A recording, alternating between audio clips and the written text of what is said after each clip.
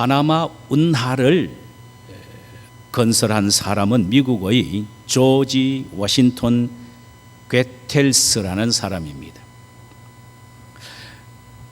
그는 운하를 건설하기 위해서 기후와 토양과 또 물, 수질, 수온까지를 다 분석, 연구한 후에 확신을 갖고 1903년에 운하 건설에 착수를 하게 된 것입니다. 그러나 사람들은 어차피 이루지 못할 건설에 막대한 국고만 낭비한다면서 당장 그만두게 하려고 온갖 비난과 또 힘을 동원해서 정부를 압박하고 더 나아가서 괴텔스를 괴롭혔습니다. 하지만 괴텔스는 묵묵히 자신의 일만을 해나갔습니다. 왜냐하면 그의 마음속에는 확실한 믿음이 있었기 때문입니다. 그는 자신이 믿는 것은 반드시 이루어질 것을 의심하지 않았습니다. 그런데 워낙 비난이 심하니까 그의 참모들과 코워커들이 지금이야말로 기자회견을 해서 뭔가 반론을 제기하든지 당신의 계획을 이야기할 필요가 있지 않습니까? 이렇게 말을 하니까 괴텔스가 빙긋이 웃으면서 이렇게 이야기를 했답니다. 예, 때가 되면 하지요. 그 때가 되면 제가 할 겁니다. 옆에 있던 다른 참모가 말합니다. 그러면 그 때가 언제입니까? 그러니까 그가 이렇게 말합니다. 예, 운하가 완공되고 나면 그때 가서 말할 것입니다. 그는 뚝심 있게 운하를 착수한 지 11년 만인 1914년에 거대한 파나마 운하를 완공하게 됩니다. 그는 완공 후에 이런 유명한 말을 했지요. 만약 당신이 진정으로 믿음이 있다면 당신이 믿는 그 일은 반드시 이루어지고야 말 것입니다. 그리고 자신을 비난하는 사람들을 향하여 이렇게 대답을 합니다. 그들은 나와의 믿음의 차이일 뿐이지 감정의 차이는 없습니다 라고 했답니다. 그렇습니다. 사람은 누구나 자신의 믿음대로 자신의 인생의 길을 걸어가게 됩니다. 누가 나에게 부정한 말을 하거나 불신의 화살을 쏘아댈 때 의기소침하거나 자신의 꿈이나 의지가 꺾여져서는 안 됩니다. 구차한 변명이나 설명도 할 필요가 없습니다. 성취의 그날을 바라보며 희망의 소망의 노래만 부르면 됩니다. 믿음이 무엇입니까? 종달새의 둥지를 보고 종달새의 울음소리를 듣는 것이 바로 믿음입니다. 누가 나에게 당신 믿음이 있습니까? 라고 묻는다면 그래요, 나는 믿음이 있습니다 라고 대답할 수 있다면 지금 종달새 우리에서 종달새의 소리를 듣는 확신을 갖고 대답할 수 있어야 합니다.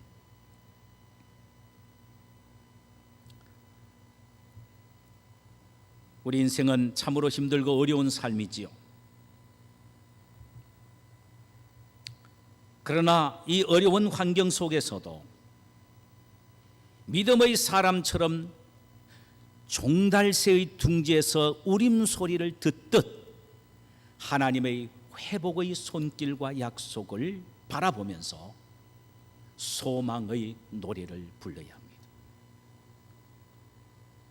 오늘 본문을 통하여 황폐하고 무너진 성에 서서 멀지 않는 장래에 아름다운 회복을 바라보며 희망의 노래를 한 사람이 있는데 그는 바로 예레미야 선지자였습니다. 예레미야 선지자는 유다의 마지막 시디기야 왕 때에 유다의 멸망을 선포했던 마지막 선지자였습니다. 유다 백성들이 범죄로 인하여 하나님의 심판의 도끼가 이미 나무에 놓여져 있음을 보고 빨리 회개할 것을 촉구했습니다. 그러나 왕으로부터 온 백성들은 예레미야의 말에 귀를 막고 맙니다. 반대로 거짓 선지자들의 말에 귀를 기울입니다. 거짓 선지자들은 예레미야를 향하여 예레미야의 거짓 예언을 믿지 말라라고 백성들을 회유합니다. 하나님은 결코 이 민족을 멸망시키지 않고 반드시 복을 주시며 번성하게 할 것이다 라고 말합니다. 이것은 하나의 선동이었죠. 그러나 진정한 선지자, 참된 선지자인 예레미야는 이 성이 회개하지 않으면 반드시 멸망할 것이라고 외치고 있었을 때에 백성들도 왕도 믿지 않았고 오히려 거짓 선지자들은 예레미야를 잡아다가 결박하고 치며 지하 감옥에 던져버리고 맙니다. 결국 예레미야 예언대로 남쪽 유다는 기원 전 606년에 북쪽의 신흥 제국이었던 바벨론에게 처참하게 멸망을 당하고 맙니다. 그 화려했던 예루살렘 성전은 불타버리고 성곽은 무너져 버립니다. 온 성은 초토화되어 버리고 말지요. 마지막 왕 시디기야는 두 눈이 뽑힌 채 개 끌리듯 끌려가고 온 백성들도 함께 끌려갑니다. 그는 끌려가는 유다 백성들의 뒷모습을 바라보면서 하염없이 눈물을 흘며 애가를 지어서 부릅니다. 그런데 놀라운 것은 슬픈 노래인 애가, 예레미야 애가 속에는 희망의 노래가 있다는 사실입니다. 예레미야 애가 3장 19절과 22절이 그 내용입니다. 내 고초와 재난 곧 쑥과 담즙을 기억하소서. 내 마음이 그것을 기억하고 심히 낙심이 되오나 이것을 내가 내 마음에 담아두었더니 그것이 오히려 나의 소망이 되었사오면 여호와의 인자와 긍휼이 무궁하심으로 우리가 결코 진멸되지 아니함이니이다. 그는 슬개를 씹는 것과 같은 쓰라린 고통과 괴로움 속에서도 하나님의 무궁한 임자와 긍휼을 바라보고서는 결코 유다는 진멸되지 않기에 오히려 소망을 갖고 소망의 노래를 불렀다는 말씀입니다. 얼마 후 모두가 끌려간 적막한 예루살렘 성에서 그는 바벨론에 끌려가 고통하고 있는 동족 중 포로자들을 향하여 편지를 써서 소망의 노래를 불러라고 독려합니다. 그는 이 편지를 제사장 가문에 속한 사반의 아들 엘라사와 힐기야의 아들 그마랴 편으로 보내게 됩니다. 그의 이 편지는 만군의 여호와의 말씀이란 말씀으로부터 시작이 됩니다. 그것은 이 편지의 내용은 거짓 선지자 스마야 일령들이 한 말과는 전혀 다릅니다. 그들은 예루살렘 멸망 전에는 유다의 멸망을 부인하면서 나라의 태평 성대를 거짓 예언했었습니다. 이제 멸망 후에는 포로지에서 포로로 고통당하고 있는 이스라엘 백성들을 향하여 오래 가지 않습니다. 곧 해방될 것입니다. 걱정하지 마십시오라고 거짓 예언을 합니다. 어찌 보면은 포로 중에 있는 이스라엘 백성들에게는 엄청난 위로와 소망이 들린지는 모릅니다. 그러나 소망적인 말이라고 해서 하나님의 말씀은 아니라는 말씀이에요. 그들은 거짓 예언을 한 것입니다.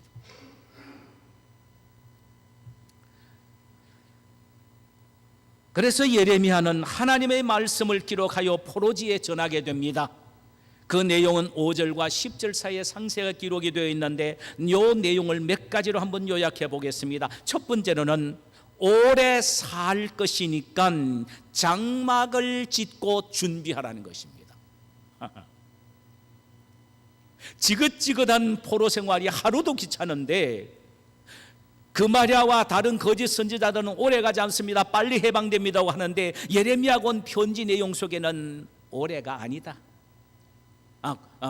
곧 가는 것이 아니라 오래 있게 될 것이다. 그러니까 너희들이 집을 짓고 터밭을 만들고 거기에서 먹고 살아라 이렇게 말합니다. 그래서 5절에서 보니까 너희는 집을 짓고 거기에 살며 터밭을 만들고 그 열매를 먹으라 그랬습니다. 또 하나는 자녀를 낳고 살아라는 것입니다. 이거 세상에 기가 막힐 일입니다.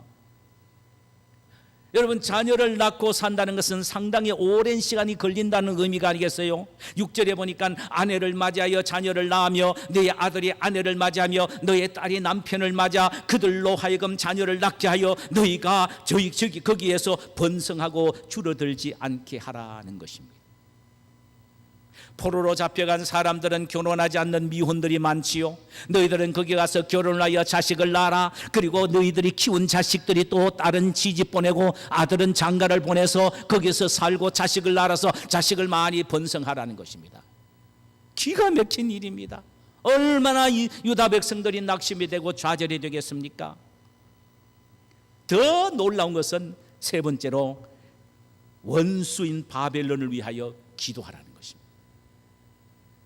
7절에 너희는 내가 사로잡혀 가게 한 그 성읍의 평안을 구하고 그를 위하여 여호와께 기도하라. 이는 그 성읍이 평안함으로 너희도 평안할 것입니다. 자신들을 사로잡아간 바벨론 성의 평안을 구하라는 것입니다. 원수의 나라가 멸망해도 춤을 출까 말까 한데 세상의 그 나라의 평안과 번영을 위하여 기도하라는 것입니다. 그 이유는 그들이 평안해야 너희들도 평안하기 때문이라는 것입니다. 마지막 네 번째로는 절대로 거짓 선지자의 미혹을 받아들이지 말라. 아무리 그 말이야 일령들이 거짓 예언을 한다더라도 절대로 미혹을 받지 말라. 이 말은 여호와의 말이다. 내가 지금 하는 말은 예레미야의 말이 아니라 여호와 하나님의 말이다. 나 여호와의 말이다. 하나님의 말씀이라고 계속해서 강조합니다. 8절과 9절을 보면은 만군의 여호와 이스라엘이 하나님께서 이와 같이 말하노라. 하나님이 말씀하신다는 것입니다. 너희 중에 있는 선지자들에게와 점쟁이에게 미혹되지 말며 너희가 꾼 꿈도 고지 듣고 믿지 말라. 내가 그들을 보내지 아니하였도다. 그들이 내 이름으로 거짓을 예언함이니라. 여호와의 말씀이니라. 앞에서도 나 여호와의 말이라 그랬고 마지막에도 여호와의 말씀이라고 도장을 꽉 찍어버립니다. 거짓 선지자들은요, 바벨론의 복술들과 점쟁이들과 거짓 꿈 해석자들과 굉장히 밀접한 관계를 갖고 있습니다. 이권을 갖고 있다는 말이죠. 그들의 사상적인 아이디어와 도움을 얻어서 거짓 예언한 것입니다. 여러분, 점쟁이들 그리고 복술가들 얼마나 거짓말 잘합니까? 그 말을 그대로 듣고 말입니다. 그대로 전하는 것입니다. 하나님의 말씀하시기를 내가 그들에게 보내지도 아니하였고 그들 입에 내 말을 두지도 아니하였다. 그들은 거짓말하는 것이다 라고 말씀을 하셨습니다. 그랬으면서 너희들이 바벨론에 거할 기간은 1년, 2년, 10년, 20년이 아니다. 거짓 예언자들이 말한 것처럼 빨리 돌아갈 수 있는 짧은 기간이 아니다. 70년이 될 것이라고 말씀을 하셨습니다. 얼마나 기가 막힌 일입니까? 이 사실을 10절에서 이렇게 기록하고 있습니다. 여호와께서 이와 같이 말씀하시니라. 바벨론에서 70년이 차면 내가 너희를 돌보고 나의 선한 말을 너희에게 성취하여 너희를 이곳으로 돌아오게 하리라. 70년의 포로 기간이 끝나면 그때서야 너희들이 다시 예루살렘 고토로 돌아오게 하겠다는 것입니다. 70년입니다. 여러분, 70년 동안의 포로 생활 얼마나 낙심이 되고 절망이 되겠습니까? 하루하루의 삶이 지옥의 삶이고 고통의 삶이 아니겠습니까?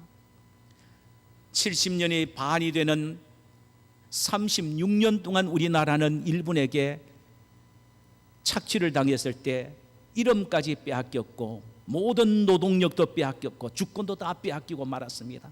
그 삶이 얼마나 지긋지긋했겠습니까? 그것의 꽃배기인 70년 동안 그들은 노예살이 종살이를 하게 될 것이라는 말입니다. 아마도 그들은 삶의 유혹도 다 잃어버리고 상실하게 될지도 모릅니다. 이 말을 들었게 되면 말입니다. 그러나 하나님은 절망의 순간에 좌절하지 말고 희망의 노래를 부르라고 말씀하십니다. 11절입니다. 여호와의 말씀이니라 또 여호와의 말씀이니라 라는 말씀을 하시죠. 너희를 향한 나의 생각은 내가 안하니 평안이요 재앙이 아니니라. 너희에게 미래와 희망을 주는 것이니라고 했습니다. 여러분, 70년 동안 노예살이 종살이 하고 있을 때에 이들의 심령은 어떠했겠습니까? 아하, 이제는 우리는 하나님의 저주를 받았었다. 우리는 하나님으로부터 재앙을 받았다라고 생각하지 않겠습니까? 그러나 하나님은 말씀하셨습니다. 내가 너에게 주는 것은 재앙이 아니라 평안이라. 그리고 너에게 미래와 소망을 주려는 것이다.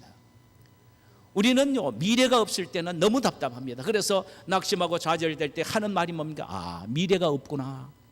내일의 미래가 없다라고 말하지 않습니까? 이스라엘 백성들이, 유다 백성들이 그리했습니다. 그때 하나님의 말씀하시기는 너희에게 미래와 희망을 주는 것이 나의 뜻이라고 말씀하셨습니다.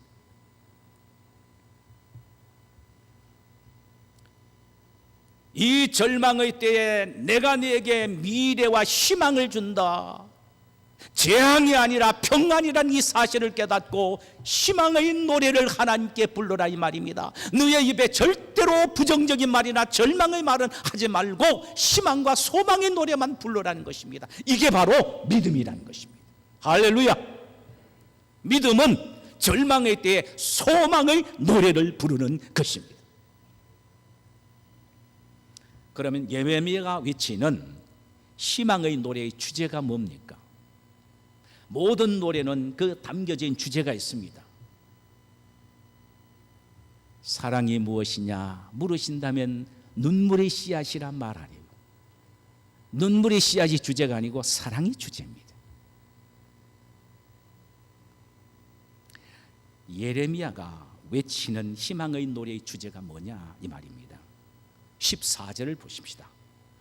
이것은 여호와의 말씀이니라. 나는 너희들을 만날 것이며 너희를 포로된 중에서 다시 돌아오게 하되 내가 쫓아 보내었던 나라들과 모든 곳에서 모아 사로잡혀 떠났던 그것으로 돌아오게 하리라. 이것은 여호와의 말씀이니라. 처음에도 역시 여호와의 말씀, 마지막에도 여호와의 말씀이라고 말하면서 그들이 부르는 소망의 노래의 주제를 한마디로 말합니다. 그것은 바로 회복입니다. 회복. 회복을 바라보면서 소망의 노래를 불러라는 것입니다. 그럼 구체적으로 어떤 회복입니까? 첫째로는 땅의 회복입니다. 포로로 잡혀갔던 그곳에서 다시 고토인 예루살렘으로 돌아오겠다는 것입니다. 돌아오게 하겠다는 것입니다. 이스라엘 백성들에게 있어서 가나안 땅은 그들의 조상으로부터 물려받은 기업이었습니다.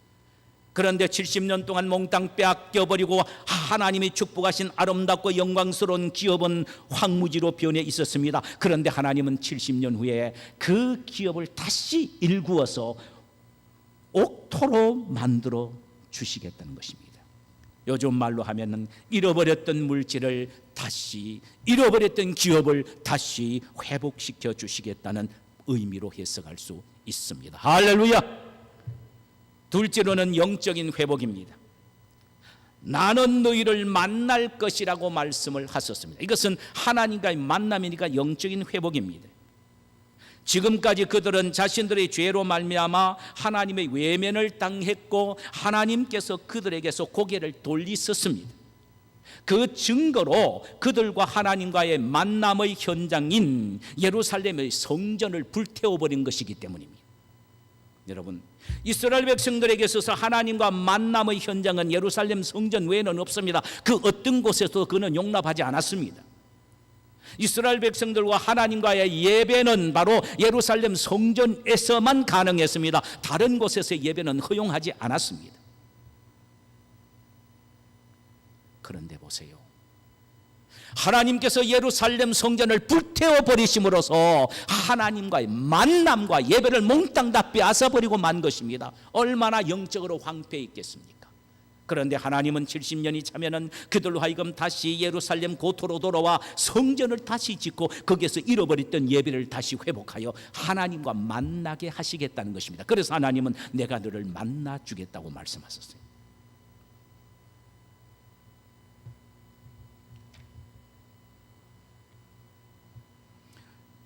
그러니까 지금의 이 고통과 괴로움 속에서도 영적 회복의 날을 바라보면서 소망의 노래를 부르라는 것입니다. 사랑하는 성도 여러분, 물질 잃어버리고 그로 인해 영적으로 침체에 빠져 있다면 지금 우리에게 필요한 것은 무엇입니까? 바로 이때 우리가 불러야 한 노래는 무엇입니까? 황성예터입니까? 울려고 내가 왔을까? 웃으려고 내가 왔는가? 선창입니까? 아닙니다. 희망의 노래입니다. 그 옛날 유다 백성의 하나님은 오늘날 동일하게 우리 모두의 하나님이 되시기도 하십니다. 아멘. 유다 백성에게도 소망을 주셨던 소망의 하나님이 오늘날 우리에게도 소망을 주시며 소망의 노래를 부리라고 말씀하십니다. 왜냐하면 우리도 다시 그들처럼 회복시켜 주시기 때문입니다. 그러므로 우리는 암울한 현실을 보지 말고 하나님이 주실 회복을 바라보며 희망의 노래를 부르십시다. 20세기에 가장 위대한 희망을 노래한 가수 한 분이 있습니다. 미국 흑인 인권 운동가인 마르틴 루터 킹 목사입니다. 미국 사회가 노예 해방이 된 지 100년이 지났습니다마는 아직 조지아와 미시시피를 중심으로 한 지역에는 너무너무 흑인들에 대한 차별이 많았습니다. 감히 백인들의 식당에 흑인들이 들어가지 못할 정도였습니다. 그때가 가장 심했을 때가 1960년대였습니다.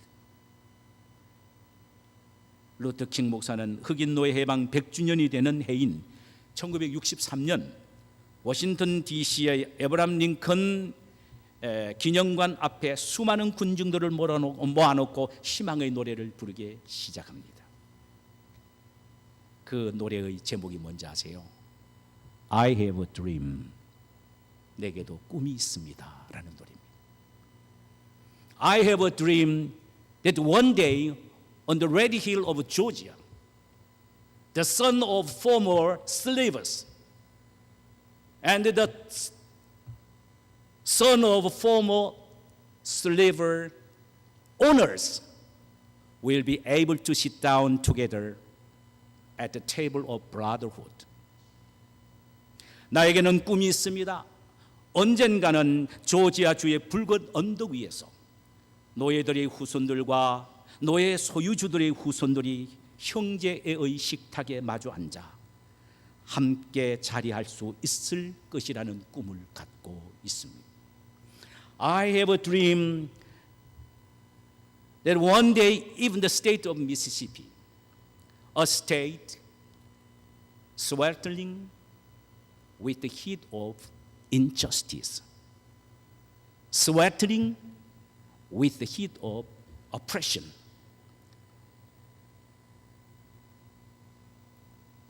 will be transformed into an oasis of freedom and justice.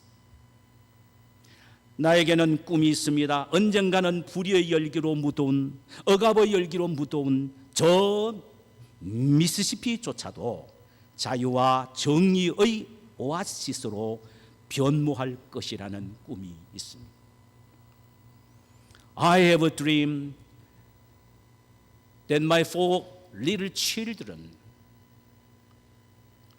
will one day live in a nation where they will not be judged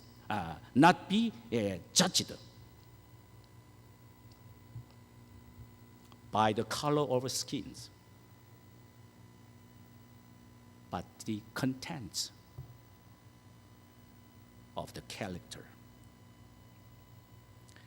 나에게는 꿈이 있습니다. 언젠가는 나의 4명의 자녀들이 그들의 피부색에 의하여 평가받는 때가 아니라 그들 속에 꿈틀거리는 인격에 의하여 평가받을 그런 나라에서 살게 될 것이라는 꿈이 있습니다.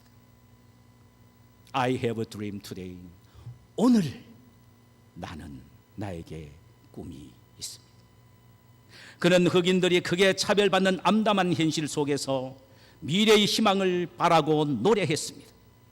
그의 노래대로 지금은 흑인의 자녀들과 백인의 자녀들이 한 학교에서 한 테이블 위에서 공부를 하고 한 식탁에서 식사를 나누는 그런 때가 되지 않았습니까? 성경은 한마디로 희망의 책이라고 말합니다. 타락한 인간을 위하여 메시아를 보내어 주셔서 구원해 주시겠다는 희망의 책이 성경입니다. 이 세상에 끝나는 것이 다 끝나는 것이 아니라 예수 그리스도 안에서 영광스러운 새로운 하늘나라가 있다라는 희망을 우리에게 노래하는 것이 바로 성경입니다. 오늘 본문에서 강조하고 있는 것은 바로 희망입니다. 바벨론 포로제에서 내일을 상실한 채 절망하고 있는 유대인들에게, 유다 백성들에게 너희에게 내일이 있다, 미래가 있다, 희망이 있다. 하나님의 뜻은 너희들에게 미래와 희망을 주는 것이다. 그러므로 너희들은 절망의 노래를 부르지 말고 희망의 노래를 부르라고 말씀하신 것이 오늘 하나님이 예레미야를 통하여 우리에게 하시는 말씀입니다. 여러분, 지금 힘들고 어려우신 분 계시죠? 앞이 보이지 않는 캄캄한 삶 속에 계시는 분도 있을 것입니다. 아무리 노력해도 희망이 보이지 않는 분도 계실 것입니다. 그러나 우리의 하나님은 회복의 하나님이십니다. 할렐루야. 반드시 회복시켜 주실 것입니다. 그러므로 우리는 절망의 밤에 회복을 바라보면서 소망의 노래를 부를 수가 있어야 합니다. 할렐루야. 저는 중학교 다닐 때에 가곡, 희망의 나라로라는 가곡을 참 잘 불렀습니다. 그걸 불러서 군내에 제가 그 우승까지 한 적도 있습니다. 가사가 이렇습니다. 배를 저 가자 험한 바다 물결 건너 저편 언덕에 산천 경치 좋고 바람 시원한 곳 희망의 나라로 돛을 달아라 부는 바람 맞아 물결 넘어 앞에 나가자 자유, 평등, 평화, 행복 가득한 곳 희망의 나라로. 이 노래는 1931년 현재명 씨가 작사 작곡한 노래입니다. 일제 강점기에 가장 어두웠던 때에 자유와 평등과 평화와 행복이 가득한 미래를 희망하면서 지은 노래인 것입니다. 젊은이들에게 이 노래를 부르면서 해방에 대한 희망의 불씨를 지펴라고 이 노래를 작곡했다고 합니다. 성도 여러분, 아무리 어려운 절망의 때에도 믿음의 사람은 다시 회복할 희망을 노래할 수 있어야 합니다. 이것이 바로 믿음입니다. 그런데 말이에요, 오늘 본문에 보니 하나님의 회복을 기다리며 노래하는 사람이 취할 태도가 있습니다. 중요합니다. 매우 중요합니다. 그저 막연히 회복을 희망하며 70년을 기다리는 것이 아닙니다. 매미처럼 나무에서 희망의 노래만 부르면서 기다리라는 것도 아닙니다. 기다리면서 기도하며 기다리라고 말합니다. 12절을 보십시다. 너희가 내게 부르짖으며 내게 와서 기도하면 내가 너희의 기도를 들을 것이요, 여기에 기도를 들으신다는 말은 기도하면 듣고 회복시켜 주신다는 말씀이에요. 13절에 너희가 온 마음으로 나를 구하면 나를 찾을 것이요 나를 만나리라. 여기 나를 찾을 것이요 나를 만나리란 말은 동일하게 기도하면 내가 너희를 회복시켜 주신다는 의미입니다. 그러므로 너희들은 기도하며 희망의 노래를 불러라는 것입니다. 기도하며 불러라는 것입니다. 그런데 그 기도가 열정적이고 또 마음을 다하는 기도가 되어야 된다는 것입니다. 그저 입으로 우물쭈물하는 기도가 아니고 묵상하는 기도만이 아니라는 것입니다. 부르짖는 기도여야 한다는 것입니다.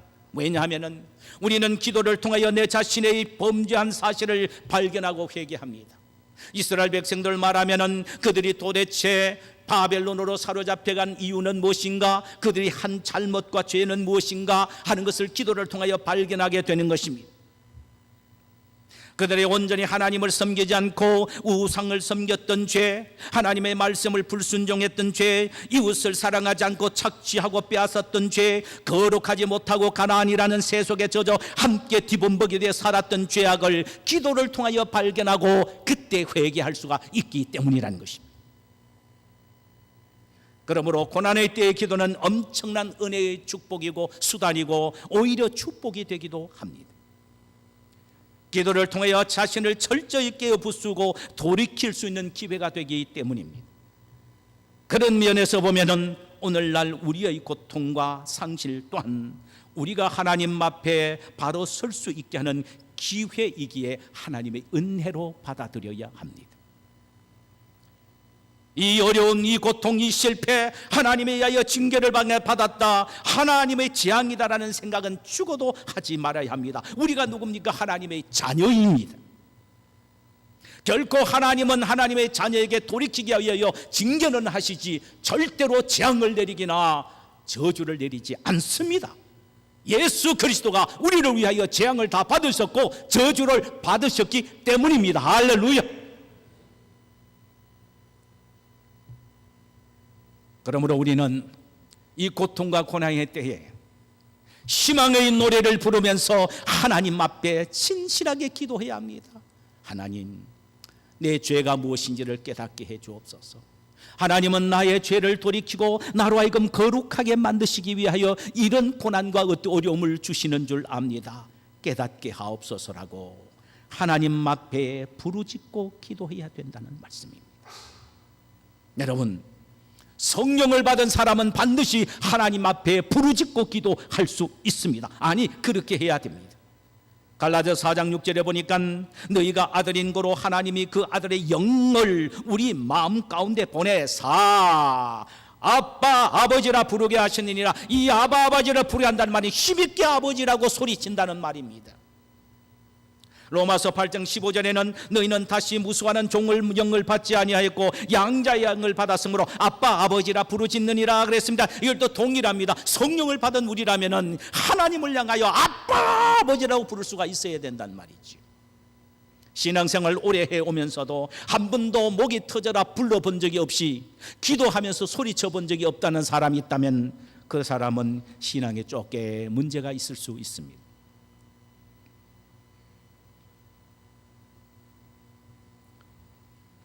우리는 고난과 고통의 때 열정을 가지고 하나님을 향해 아버지라고 부르짖고 기도해야 합니다. 기도하는 자는 결코 절망할 수 없습니다. 그 입에서 소망의 노래가 흘러나오게 되어 있습니다. 우리 어떤 경우에도 좌절하거나 절망하지 마십시다. 간절히 하나님을 찾고 하나님이 주실 회복을 바라보며 끊임없이 소망의 노래를 부르십시다. 여러분이 성령의 감동이 되어서 부르는 노래도 소망의 노래입니다만은 우리에게 주어진 이 찬송가 모두 다 소망의 노래입니다. 성경 찬송 구절 하나하나 보세요. 다 소망의 가사들입니다. 이런 소망의 노래를 불러야 한다는 말입니다.